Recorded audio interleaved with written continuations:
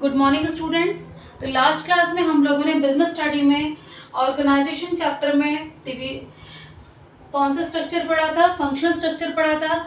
आज हम लोग अपनी क्लास में पढ़ेंगे डिविजनल स्ट्रक्चर क्या होता है।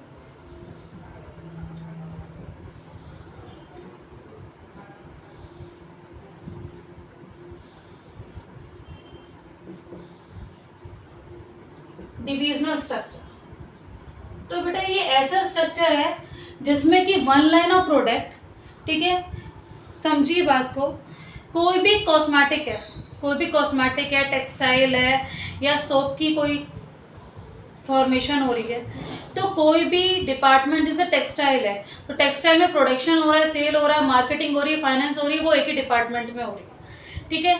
ऐसे ही हमारी एक ही डिपार्टमेंट में जब सारी चीज़ें होती हैं तो हम उस डिपार्टमेंट को क्या बोलते हैं, क्या, divisional structure department, divisional department.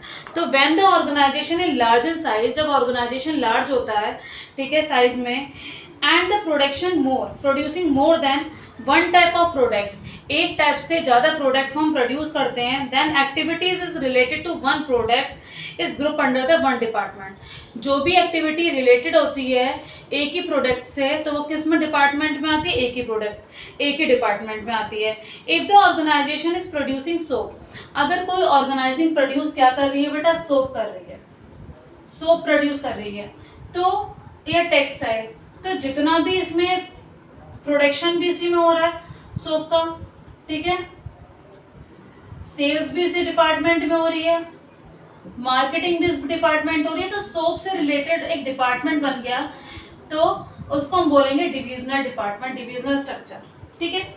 अब क्या है बेटा, सबसे पहले जो डिविजनल स्ट्रक्चर है ओनली वहाँ यूज होता है जहाँ मल्टी प्रोडक्ट बनाए जाते हैं, बहुत सारे प्रोडक्ट बनते हैं और लार्ज ऑर्गेनाइजेशन में ये एक तरीके से सक्सेसफुल होता है।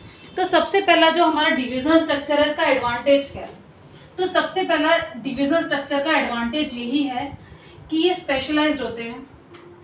एडवांटेज ऑफ डिविजनल स्ट्रक्चर, तो पहला एडवांटेज हमारा क्या है, पहला एडवांटेज हमारा यही है कि प्रोडक्ट स्पेशलाइजेशन होता है, प्रोडक्ट स्पेशलाइजेशन।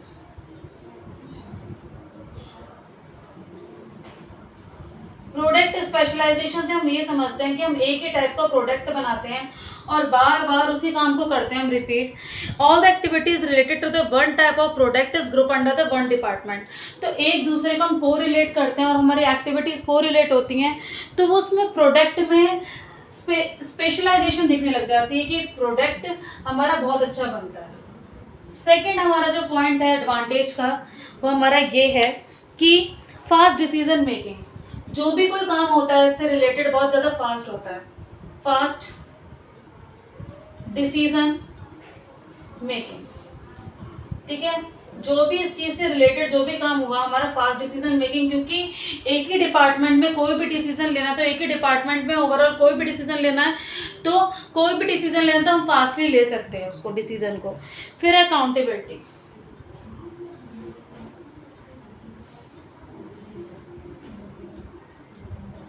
अकाउंटेबिलिटी से हम ये सोचते हैं जवाबदेही।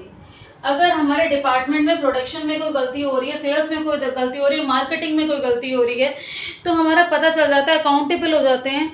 इंडिविजुअल डिपार्टमेंट अकाउंटेबल है कि वो किस चीज़ में, अगर सोप में कोई भी प्रॉब्लम क्रिएट हो रही है तो उसी डिपार्टमेंट के अंदर हो रही है, ठीक है। तो इसका एक मेरिट है कि हमें पता लग जाता है किसके ऊपर है, ठीक है। अब क्या है फ्लेक्सिबिलिटी, फ्लेक्सिबिलिटी कोई भी डिसीजन हमारा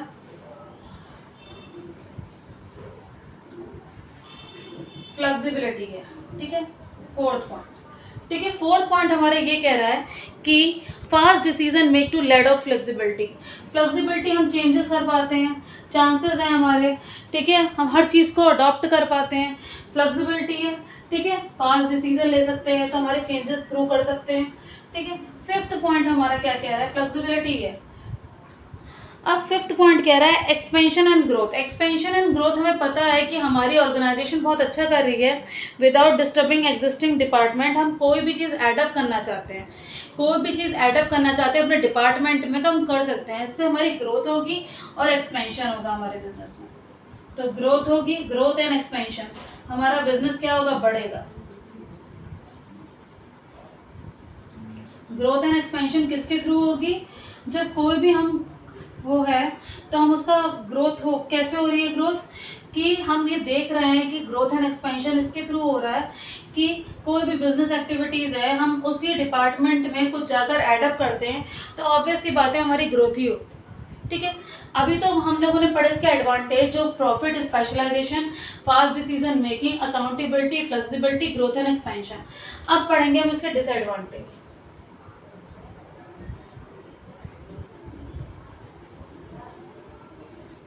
इसके डिसएडवांटेज क्या क्या है, तो पहला जो हमारा डिसएडवांटेज है वो यही कह रहा है, पहला जो डिसएडवांटेज है वो क्या कह रहा है बेटा, कि मोर रिसोर्सेज रिक्वायर्ड। इस ऑर्गेनाइजेशन में बहुत सारे रिसोर्सेज की नीड होती है।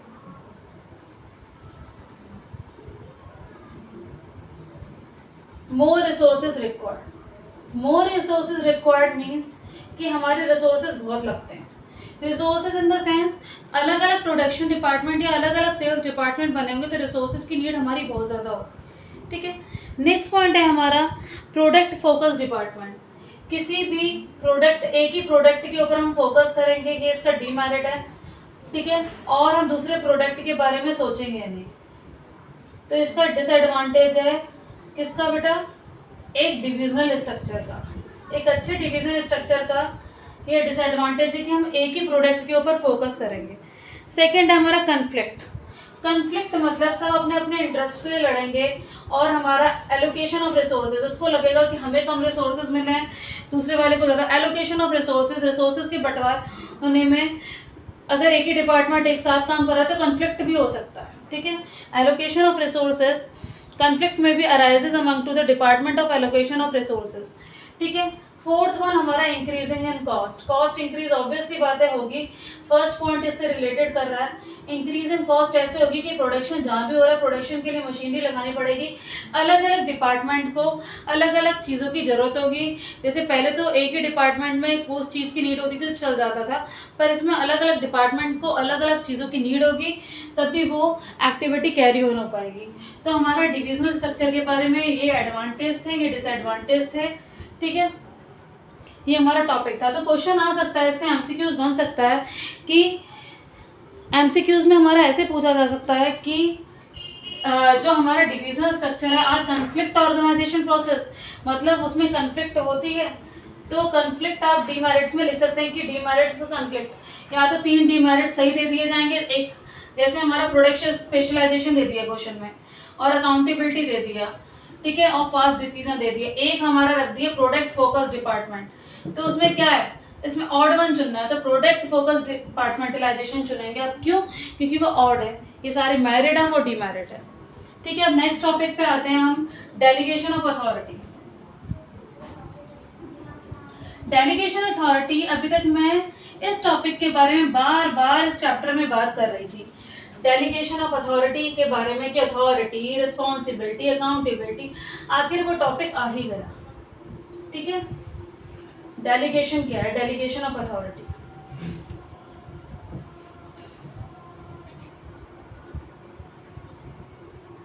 ठीक है, तो नेक्स्ट जो टॉपिक है हमारा वो है डेलीगेशन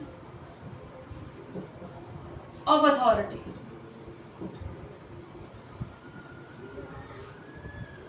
अथॉरिटी मीन्स पावर। इसका मतलब है हमें कोई बॉस काम दे रहा है, ठीक है, ठीक है, हमें कोई बॉस काम देता है, इनफॉर्मल और इनफॉर्मल हमारे कोर्स से डिडक्ट हो गए हैं, और डेलीगेशन ऑफ अथॉरिटी के बारे में पढ़ेंगे। जैसे कोई बॉस है, मैनेजर है, ठीक है, मैनेजर है एबीसी लिमिटेड का,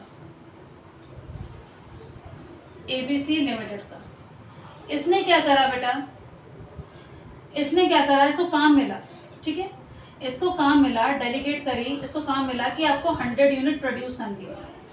अब 100 यूनिट इसको प्रोड्यूस करनी है, ये कर नहीं पा रहा, और इसने अपनी जो रिस्पॉन्सिबिलिटीज़ है किसको दे दी, ठीक है, किसी एम्प्लॉय को दे दी। ठीक है, तो इसने जो है इसको टॉप लेवल ने काम दिया था, टॉप लेवल ने काम दिया था इस मैनेजर को, और इसने किसी एम्प्लॉय को अपने काम दे दिया, तो उसके काम के संग इसको क्या देनी पड़ेगी, एक अथॉरिटी भी दी इसने इसको, तो एक अथॉरिटी मिली, इसने अपने काम क्या कर दिया।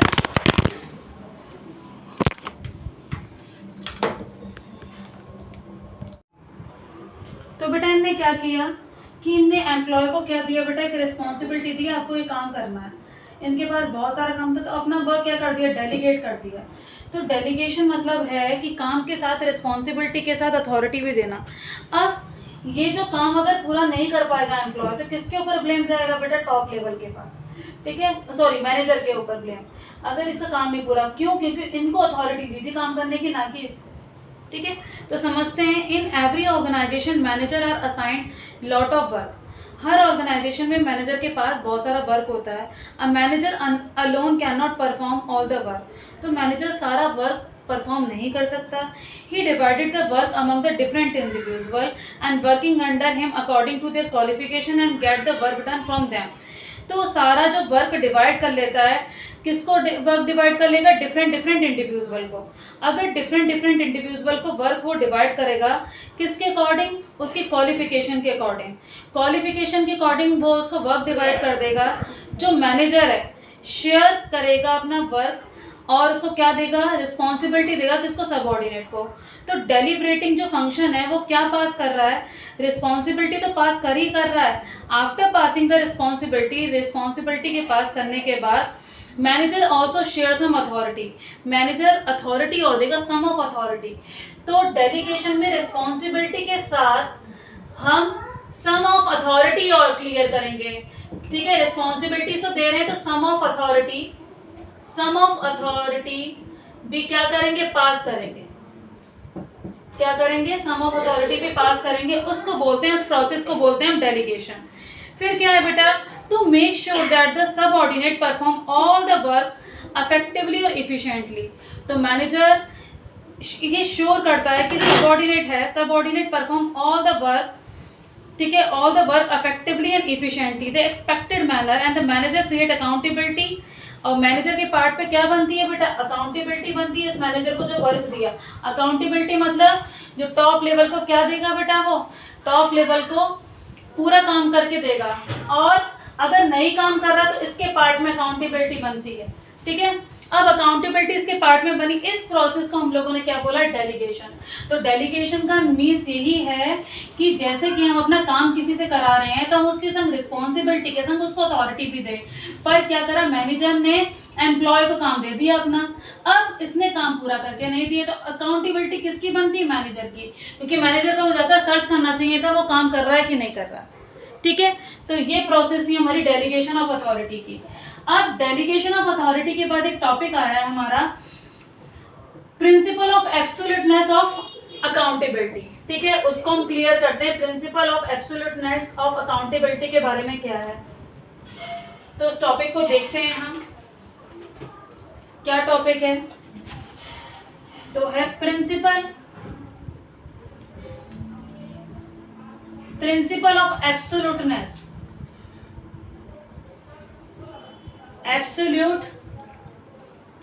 Principle of absoluteness of accountability.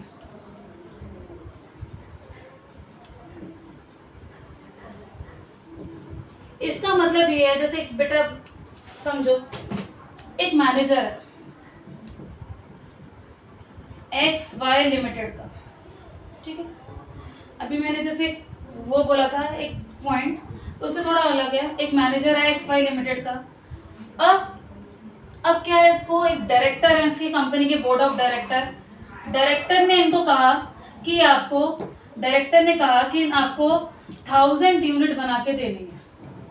अब क्या हुआ, ये 1000 यूनिट इसके बस का तो काम था नहीं, इसके बस का और भी काम थे। इसने करा A, B, C और D और E, जो इसके बहुत अच्छे एम्प्लॉयज थे। Delegation of authority and accountability of principal का मतलब एक ही है, बस ये है कि अकाउंटेबिलिटी में ये कि जवाबदेही कौन है, किसके ऊपर है।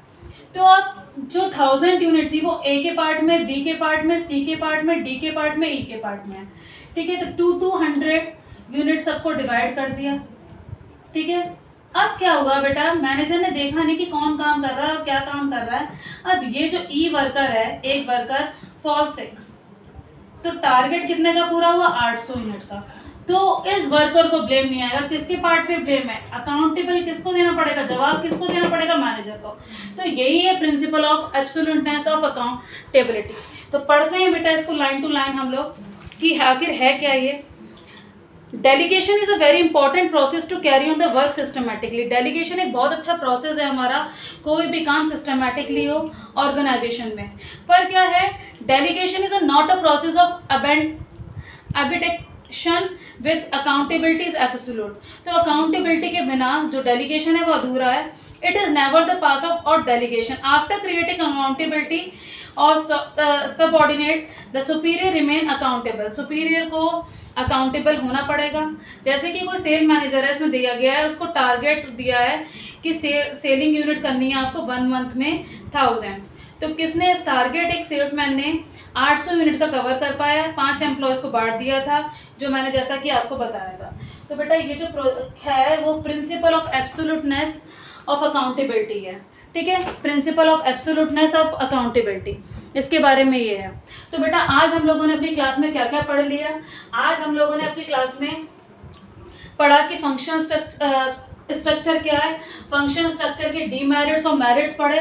उसके बाद हमने पढ़ा कि डेलीगेशन क्या है, डेलीगेशन ऑफ अथॉरिटी क्या है, और डेलीगेशन ऑफ अथॉरिटी से मिलता जुलता एब्सोल्यूटनेस ऑफ अकाउंटेबिलिटी क्या है, ठीक है।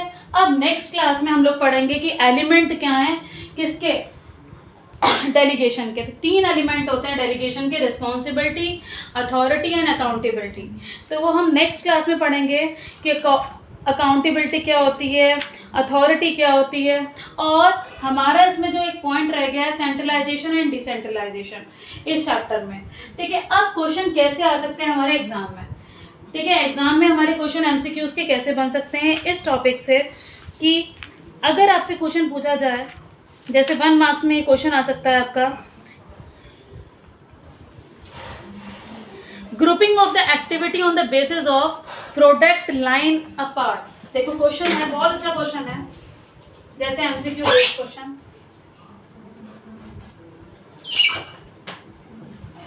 क्या कह रहा है एमसीक्यूज, एक क्वेश्चन है कि grouping the activities, grouping of activities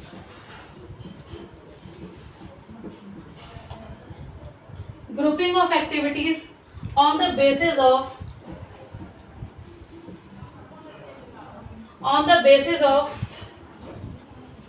product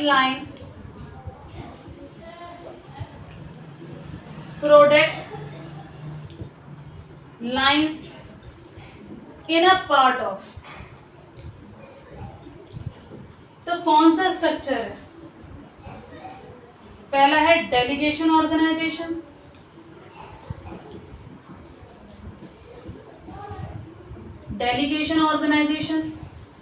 दूसरा है हमारा डिविजनल ऑर्गेनाइजेशन,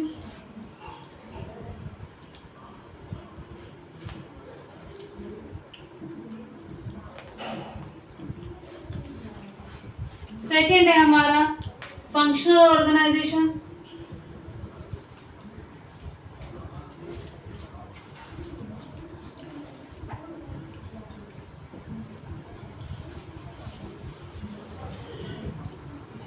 डी है हमारा ऑटोनॉमस ऑर्गेनाइजेशन।